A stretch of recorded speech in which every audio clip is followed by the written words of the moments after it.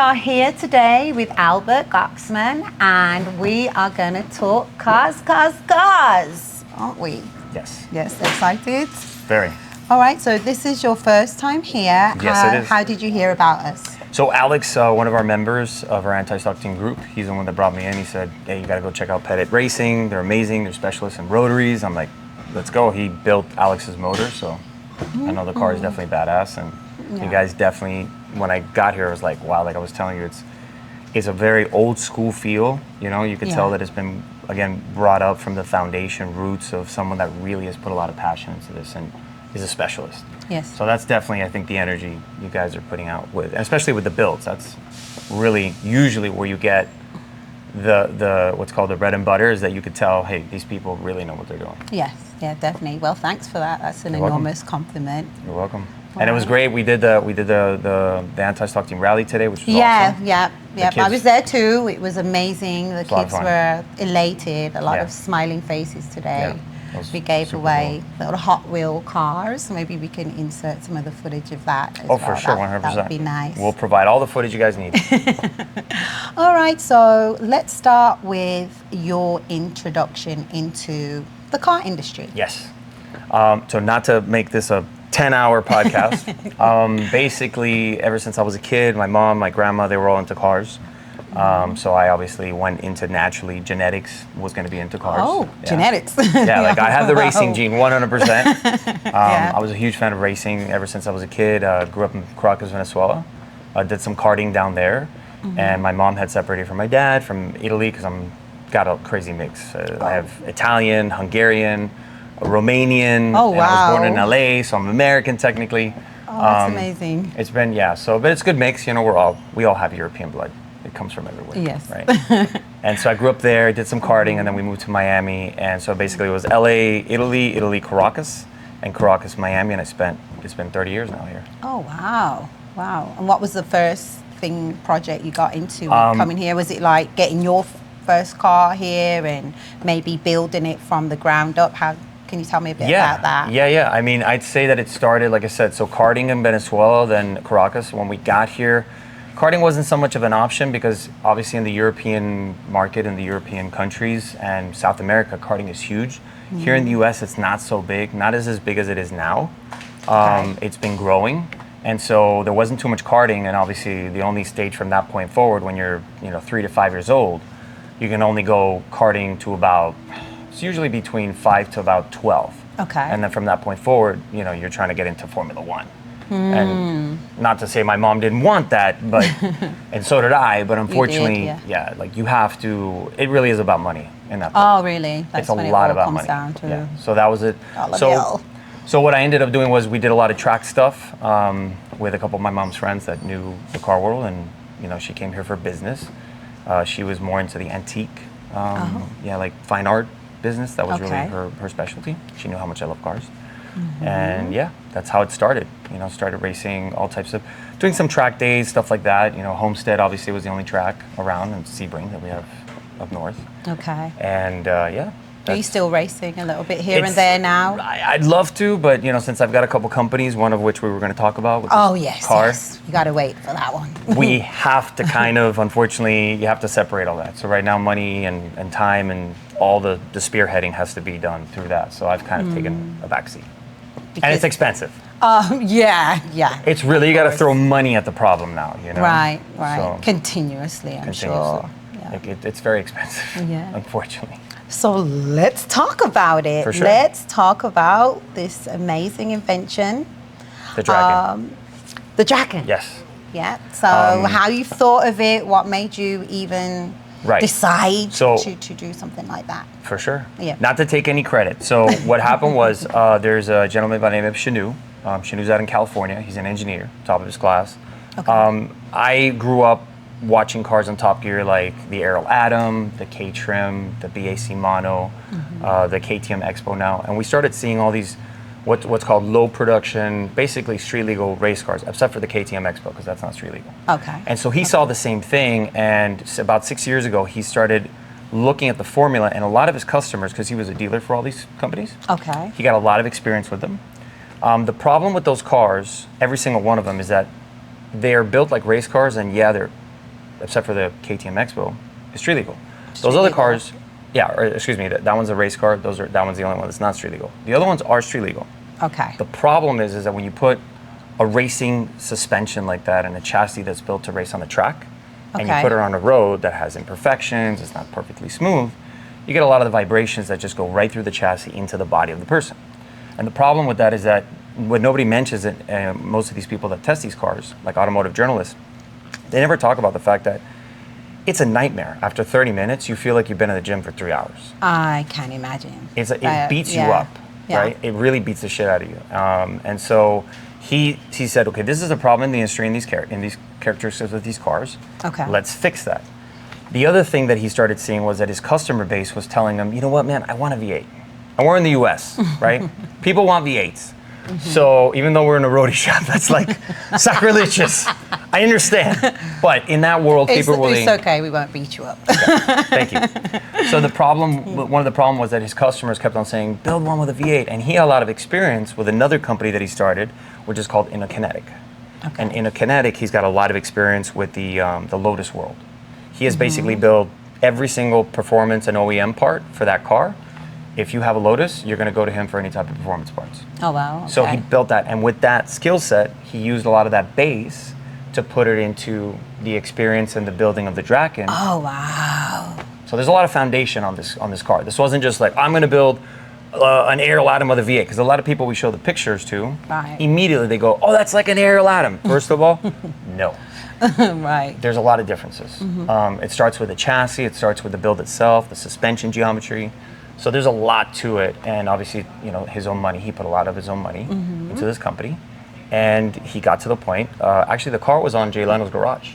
Oh. That was the first, because he knew a lot of people in the industry. I didn't know that. Yeah. So it got debuted on Jay Leno's garage. Jay Leno loved it, obviously, and he started with That's chassis. great. Yeah, started with chassis 1, and now we have 9 chassis built to date. Oh, wow. Yeah. So what I did was I wanted to come in last year. I wanted to have a professional conversation with Shanu, and I said, listen, I'd love to become the Florida dealer.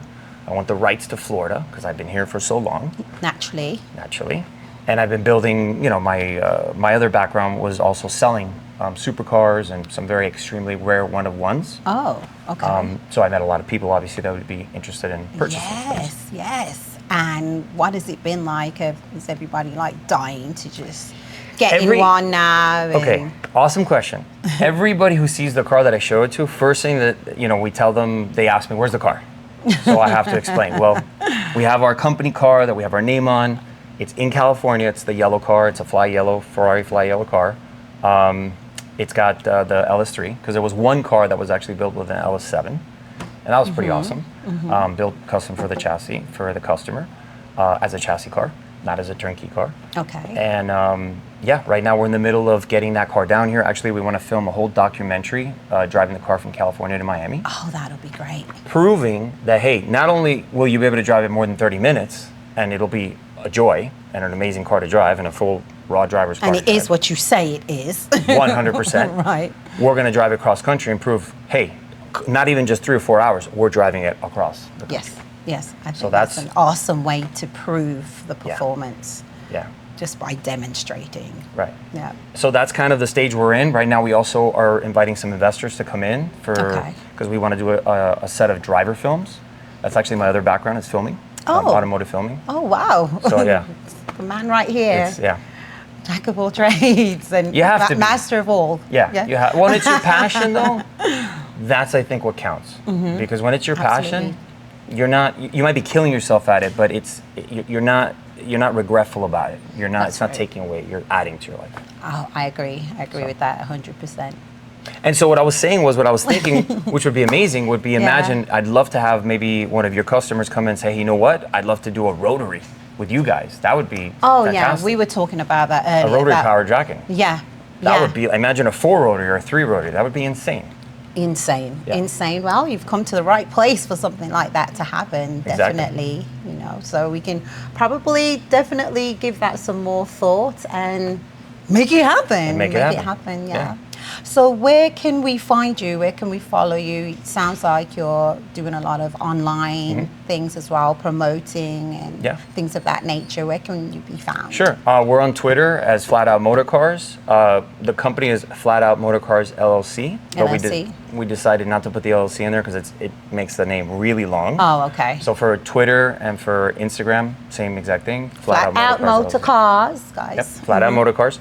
And we're going to start a YouTube channel. We haven't gotten there yet because we want to film this whole documentary before we go. Yes, that'd be amazing introduction to maybe even future inventions that you have in mind. I'm sure you have many. Well, so I love you said that because we want to expand the market on this car, right? There's only 9 ever built in the world right now. So the world doesn't really know about the car, even though it got featured in Jay Leno's garage. Matt Farah drove it. It hasn't been put out there. And the problem today is the level of consumption. Everybody right now is just on this roll of like, just give me whatever you can, I'll consume it. So the speed of the consumption is complicating a product that needs to get out there. It has to be consistently put out there. Every week, we got to be doing content. Oh, I see. So that's why it's so important for us to get our hands on that car for us, you know. Oh, yeah. So everything depends on it right now. Yeah. So I'd like to ask you, how did you come up with the name? Yeah, so I love the name. By the way, can I tell you that? I love fantastic. The name. So we obviously you're talking about the car or the company? The actual name. The actual name of the car. Yes. That would be a Shanu question, which is I did ask him about it. It's funny because when I first spoke to him, I thought it was pronounced Drakan, like Macan. I really thought, figuring, from the Porsche world, that type of a mid-engine platform. That's what it was. He's like, Albert, it's not pronounced. It's Drakan. Drakan. Not Drakan. Okay. I'm like, but he's like, Drakan actually could have been pretty cool too. I'm like, the next model, you know? Yeah, so it's Drakan, ladies and gentlemen, not Drakan. Like Dragon. Yeah. Is kind of where he was, where he got a bit. But it was inspired by something that, it really, what it came down to was coming up with a name that people can obviously pronounce. Yes. That looks good on paper and an actual physical product. Yes, it does. So, yeah, perfect. And you guys, I wanted to ask you like some questions, So how long you guys have been in? I think 20 plus years. I think it is, or yes, 20 years, right? Or 20 plus. Wow. Yeah. Building rotaries, specializing rotaries. Yes, Mazda, right? Yep. That's amazing. And again, that's a specialty here. It's funny. On the way here, I was talking to Alex. I was like, "Oh, is that a race port or street port?" He's like, "No. That's Avery's like specialty port." I'm like, "Yeah, okay, watch out." That's because it takes a lot to really understand the rotary platform. Yeah, absolutely. I think he just is able to do it in his sleep at this point, with 2 decades under his belt, 2 decades plus, I should say. So that's amazing. Yeah, that's very cool. Yeah. And obviously you guys, he told me also, Alex told me, generator! This is your interview. You're interviewing me. Okay, so ask away. No, you're interviewing me. Okay, so about Pettit Racing. About whatever questions you have about this spot. Awesome. This is a way of saying Chanel doesn't know to tell you everything. It's all good. Book of knowledge. She's in training. She's another 9 days. Right. Today's the first. She's on a 10-day mission. Yeah. That's good. So That's cool. Awesome. Dude, Avery, like I said, Alex couldn't talk more about you. It's fantastic that, we actually have a real, because as you know, in Miami and Florida, rotary shops are not something that are a dime a dozen, right? It's hard to find a good specialist that actually knows his stuff. The truth of the matter is I'm a student of Camaron. Camaron Worth is the brains behind this operation. Okay. And I'm a metal fabricator. Okay.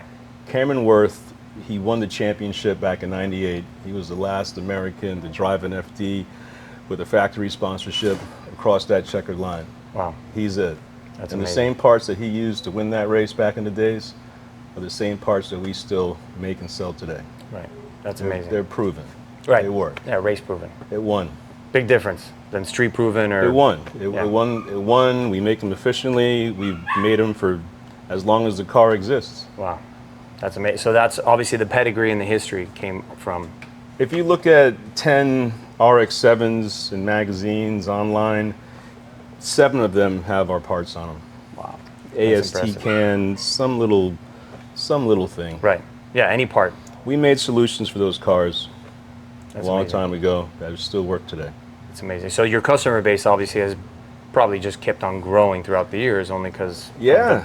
You know, like the older foundation. guys that bought the car when they were new, and, you know, we have some of those clients still. And then there's the young kids, you know, like Alex that, you know, played video games and learned Right. about the car then. So now, you know, we went from being like an aftermarket tuning shop to a restoration shop. Wow. And I wanted to ask you about, can we talk about that port? Because that was really interesting. The port is not, I mean, I really appreciate Alex giving me credit like that, but it's not me. It's Camaron. It is Camaron. Camaron and JR. Right. They've been wrenching on these cars as a team together for 15, 20 years. Yeah. And in the racing world, that's a lot. They're a dynamic duo. They don't fabricate. I'm a metal fabricator. Right. I build what does not exist. Right. Which is a no-joke trade. I mean, talk about jack of all trades. That's something that actually now is going away. There's so many people that are not getting involved in actually creating and fabricating and Yeah, because learning from guys like you that can actually, you know, actually teach them. I can't find a student right now. That's a big problem. So that's I think something that's interesting that but it gives you guys that much more value, You would think. right? Well, I mean, of course. I'm probably sure why one of the reasons why you guys have been working together with Camaron, right? With your partner.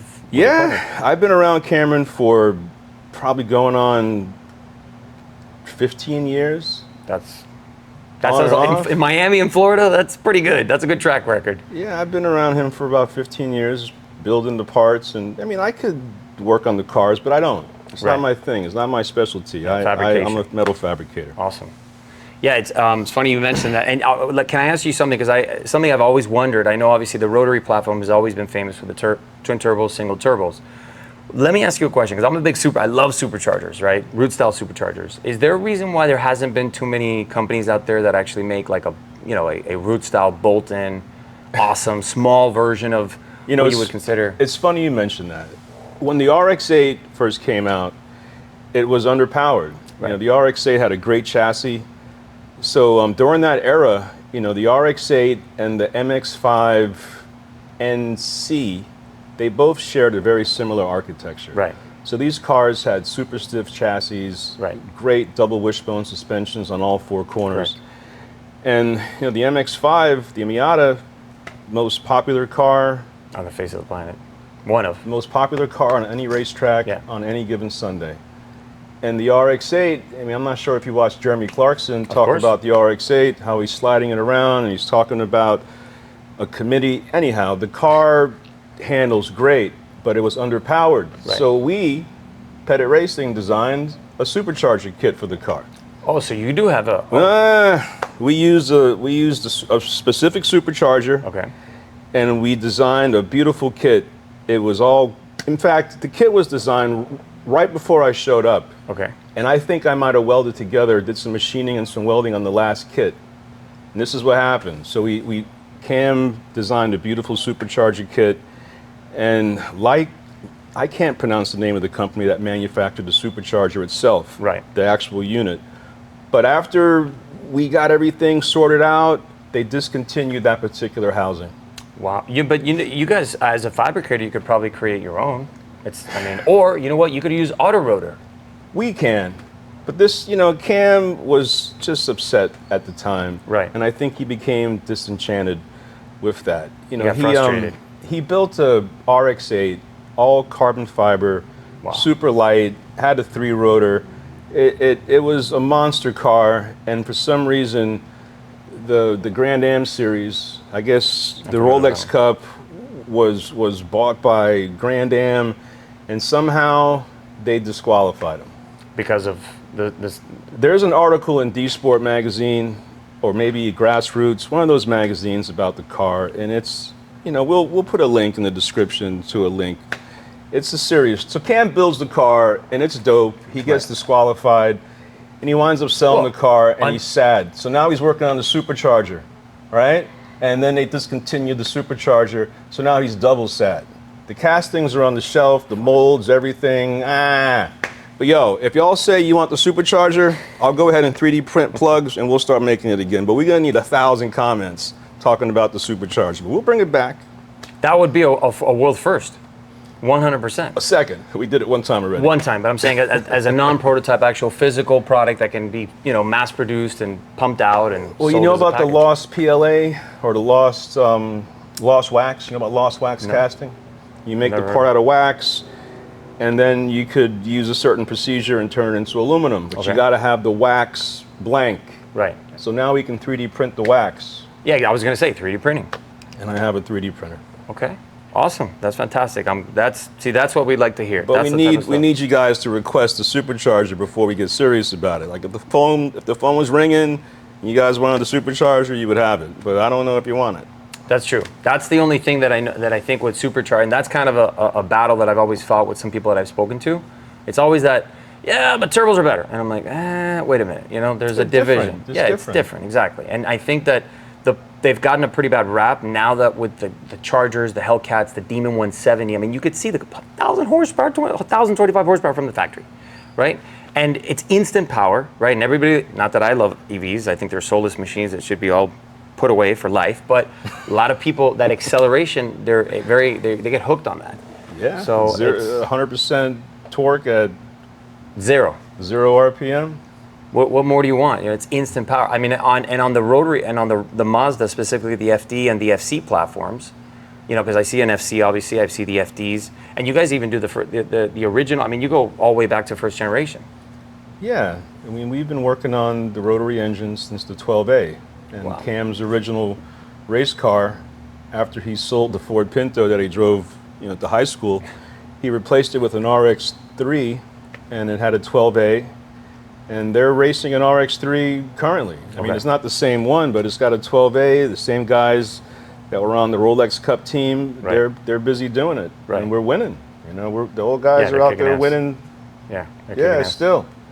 Okay, next thing I have to ask you about, because everybody's been talking about it for the past couple of years, Mad Mike, and some of these other guys in Australia. We all know that Australia and Puerto Rico are the two main hubs for all of rotaries, the most insane rotaries. I think there's a guy now with a 12 rotary, from what I remember. I think it's... Yeah, we saw that on Rob Dom.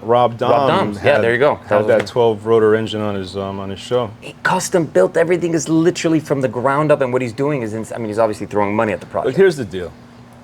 The typical reciprocating piston engine has a whole bunch of moving parts. Right. And the 13B has 3 major, moving parts. Yeah. So, you mentioned Puerto Rico, you mentioned down under, the guys down there in New Zealand. Now, if you think about it, New Zealand and Australia, they're pretty far from the mainland. So those guys got to make their own stuff. Right. We all learned about Burt Munro on his motorcycle, making all kinds of stuff. Yeah, the rotary powered motorcycle. So if you really think about it, no. Burt Munro was the land speed guy back in the days. The world's fastest Indian. Yeah, the soft flats. The movie came out recently. Correct. So yeah, people down there make their own stuff. And we know that Puerto Rico is no super rich country. So those guys figured out if they want to go fast, they want to use a rotary engine because it's so simple. Cheap. Yeah. Now the thing about the rotary engine is you got to know how to wrench on it. Right. You can tune that engine and you could basically destroy it, during a qualifying session. Correct. And if you're slick, you're going to have a carpet kicker inside your toolbox. So that night, you're going to take the engine inside the hotel room, you're going to peel back the carpet, you're going to rebuild it right there. That's the beauty of it. That's really, I think, one of the most amazing parts of the rotary. The rotary engine will be the last internal combustion engine known to man. Right. Yeah. When you can't get lithium stuff for the batteries, and we're in some post-apocalyptic era, we're going to see internal combustion engines being run on biodiesel. Correct. We're going to see all kinds of stuff. E-fuels now, synthetic fuels right now is #1 right now with Porsche. They're pushing it, so that's going to be, trust me, I'm not worried about the EVs and all the electric bullshit that's being pumped down everybody's throats. I'm good there. I don't think that's going to be, and the infrastructure is already failing. You see the dealers, they're all going back on all the numbers that they were talking about selling. They're all like, yeah, we can't sell these things. Ford is already on that. Chevy's on that. Obviously, Tesla's different because that's all they sell and they have their customer base. But so last thing we have to mention, because this is when you're talking about rotaries, you cannot mention the 787B. One of my all-time Can-Am, most badass race cars of all time. Yeah. Car number 5. Outlaw. 55, excuse me. Have you tried to maybe experiment a little bit with maybe offering something that could be close to obviously someone that could pay for it? Because I know it's expensive. All right, so... Because hearing that, man, that's like... So here's the deal. Formula One levels of decibels that just... We're probably not going to see too many internal combustion sports cars in the upcoming years. Right. So, you know, there's going to be a vacuum. You know, I put together a plan to build a bespoke Camaro. Okay. Rotary powered? No. I put together a plan to build a bespoke Camaro, and I decided not to do it in order to build a 20BZ. Right. So the 20BZ, it's powered by a 20B engine, three-rotor engine. Right. But it looks like a 240Z. Well, isn't that, well, I don't want to say too much. Secrets, project secrets. I don't want to. So, you know, back in the days, it was, I don't know, 2016, I was invited over to Tampa to build a 240 for SEMA. Right. And the plan was to build an all carbon fiber or all fiberglass body and have a special bespoke engine, something. It was a Nissan project, and it was going to be based on the VQ engine, or maybe the Skyline engine or the GTR engine. I don't remember. Yeah, VQ. That's the VQ. That's all. But we I built the car, and I suggested that we just rip the body off of that 240Z, and we just put that body on top of an MX-5. That'd be sick. Right. Yeah, specifically. You're changing the footprint. Well, what we're doing is we're taking the shape of this 240Z and we're putting it on top of this super stiff, proven chassis. Right. That's the most popular race car on any given Sunday. Right. So now you got this huge aftermarket, and because the RX-8 and that specific MX-5 were designed based on the same architecture, it's begging for a rotary engine. Yep. The rotary engine fits right in there. It shares some of the same parts. So my plan was to offer the 20BZ offer this bespoke Mazda-based 240 in a 2-rotor, a 3-rotor, and a 4-rotor. That would be sick. Based on the parts that the Australians are building. That would be amazing. That would definitely change the game, right? The name of the game here, especially in the U.S. But I know what it will do. But it's difficult because of the kind of the question mark that you have as a customer, like potential customers, previous customers, current customers, right? That's hard to manage sometimes. No, I don't know. I don't know what the problem is. It's to me, it's just a bunch of metal that I got to put together, you know? That's all. That's such a fabricator answer. It's just like, what are you talking about? We just got to weld this and we're good to go. We got it. I mean, you know. No, I'm joking with you, man. I'm just saying, you know, that's a very simplistic answer, which is hilarious. If you really think about the difference between a mechanic and a metal fabricator, the mechanic essentially has instructions for most of the things they do. Right. They can refer to a book. There's a time. Right. And I have to basically solve problems all the time, but that's what I do. I'm trained to solve problems. Correct. I mean, I run across technicians all the time that you know, they're going to run a hose because they don't want to take the time to bend the hard line. You know what I mean? And I'm excited to, you know, to make parts out of metal. Right. And to them, it's an inconvenience. You know, to most people that want to go racing, welding is an inconvenience. Right.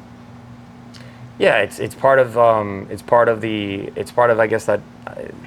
I celebrate welding. Yeah, and most welders today. I mean, I'm sure you follow some of the guys out there. There's a guy by the name of Zander. I think he created the welds and the intake manifold for the Tuarta. I mean, he does titanium like shit that I just found about him last week.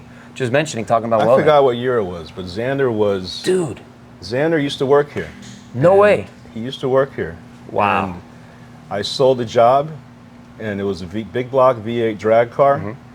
And I think I built the side that had the steering column. Right. And he built the side that didn't have the steering column. Right. And I think that was maybe his first real fabrication. Right. Real, you know, first real fabrication job as far as building a nice exhaust system. and he took it to a whole nother level. Right. That's what I'm saying. So there's a lot of, again, there's a lot of creativity and problem solving that you have to have in order to even think about, hey, you know what, let's make something out of zero. Yeah. A lot like an architect, but much more complicated. You know, there's an engineering aspect to it, because especially with manifolds, you have to make sure they can flow correctly, put them on a flow bench, make sure they can actually, and some people have really weird, you know what I'm saying, right?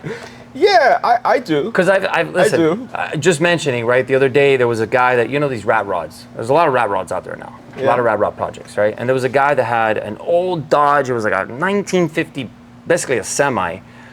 And what they did was they have the entire manifold was these square, it looked like blocks. I'm like, there's no way that's the manifold for the entire turbo system. And I thought it was just the crate to hold the entire engine, almost like a motor mount. Okay. But that would route to the top. I'm like, no, that's the manifold. I'm like, how are you flowing a 90-degree, like how is that possible? He's like, well, the inside, we took the inside and we tubular in. I'm like, okay, you put tubes inside a square shape. That's not an easy thing to do. That was pretty impressive. And it looks radical. So I think, again, to what you're talking about, to create this type of projects from zero, it takes a lot of, ingenuity. It does. I think fabricators like you guys, I mean, it's people I don't think respect it, and people that know respect it, and people that are like, oh yeah, that's just fabrication, anybody can fabricate. No, try taking your project like the Tuarta, right? Or the Tuarta, whatever I hate that name of that stupid thing. That's a perfect example. I mean, I'm all about those projects. They're amazing, but it's not like you can mass produce that either, right? That's for the one of ones.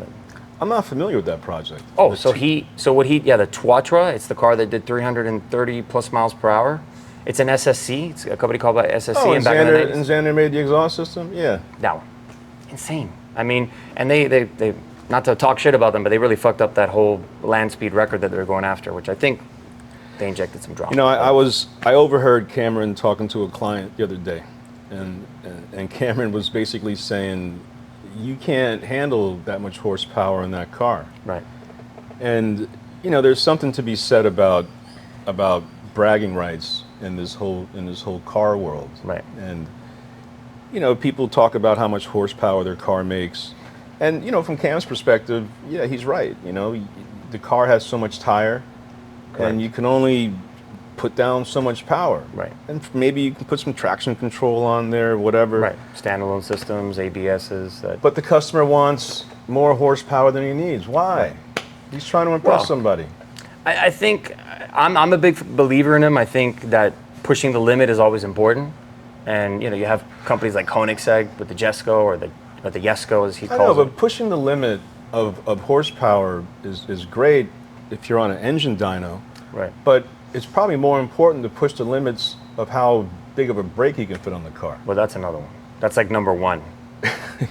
But the customers call and they ask about the ridiculous horsepower, and they don't ask about the big brakes because they want to talk about how much horsepower the car makes. Right.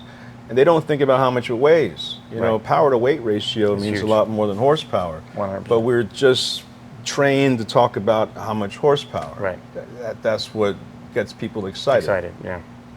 Yeah, I'd say to talk about that, it's funny. Have you heard of a channel by any chance? They do a lot of muscle car, like Restomod, LA Autotopia.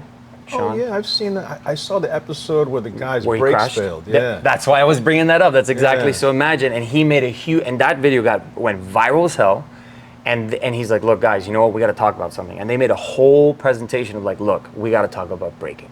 We need to talk about brakes. This is, and he broke his teeth. You saw the crash. It was insane. I hate to laugh, but no, it was. Listen, the guy could have also that also shows another lack of thing that people don't talk about, which is driver 101 actual driving performance, and actually knowing how the dynamics of a chassis and what it's capable of, and how to actually control that and take that to, let's say, the chassis levels. There's not enough of that. That guy could have easily. I mean, I know it's easy to sit here and say he could have easily prevented it. No, but I watched it 10 times in a row. There was so many different directions. If the brakes fail, okay, calm down. Do not lose your cool. Don't start. He stayed cool for a little bit, and then he lost it when he's like, okay, I'm just going to go ram right into the van, because I looked at it. If you look at it from a race car driver's perspective, all he had to do, and it would have damaged the car a little more, he just had to jump over that. Did he downshift? No. He tried putting it in park. You hear the thing, and he's like, and then he just freaked out, you know. And it's like, you got to be cool. He could have banked to the left, jumped over the side marker, the side, what's it called, the middle of the curve, and yeah, I would have fucked up the suspension. But guess what? He could have, and then you could have slowed down. He didn't rear end somebody, did he? Oh yeah, he did. He just ran right into the back of the van. Into the van. For some reason I remember it different. It was at the light. The van was at the light, and that was why they all kind of freaked out. I'm probably mixing it up with some action movie because it was radical. Yeah, I watched that. Intense. I'm like, fuck. So anyway, after that he took it upon himself with as many followers as he has now. He said, look, you know what, guys? If you're going to build anything more than 400 horsepower, please upgrade the brakes, especially if we're talking about a 67, 80s, 90s car, even the 2000s. And we have the brakes out there. You know, the Hellcat, you can go get a junked Hellcat and get a 335. Yeah, the rear ending of the van. Yeah, horrific accident. Yeah, got it mixed up with an action movie. It was so crazy. Imagine. And it's funny because I was just hanging out with him back in November when we took a customer to test drive the Drakan. So I said, dude, I'm going to be in LA. Like, can we hang out? He's like, yeah, I'm inviting you to a huge car show. So we went. I talked to him about it. He's like, dude, that thing was... And I did tell him the other thing. I said, yeah, man, and you guys went out there without race harnesses. That was the other thing I was going to bring up. How can you build 1,000+ anything without race harnesses? A belt? Dude, that was made in the 60s where they didn't even know the forces that are involved in an accident. Like, how could you not put... And he's like, I know, dude. I'm never going to step foot inside another car without race harnesses. That will be a... Excess. It's excess. I think the safety aspect of it is where people skip. Always. And it's like... And no person that's been on the track, any person on the track would have been like, I'm not getting in that fucking 1,000+ horsepower muscle car resto mod with like stock brake, like, but he never had that issue. He never had that problem. And then when he finally had that issue, it was like, okay, it wakes him up. So the last thing we were mentioning about the whole thing where, yeah, the car actually hit a van. It was a very radical, very violent accident. We were talking about the fact that nobody does actually performance brakes with their performance build, which is ridiculously stupid. And he himself, like I said, I actually got to hang out with Sean, super cool guy. He says, I will never step foot again inside any car that doesn't have race harnesses or a bigger brake kit with anything more than 600 horsepower. Safety first. Thanks for having me at the shop, man. It's been awesome. Thanks for coming. For sure. And we'll talk more about the Superchargers. All right. Awesome.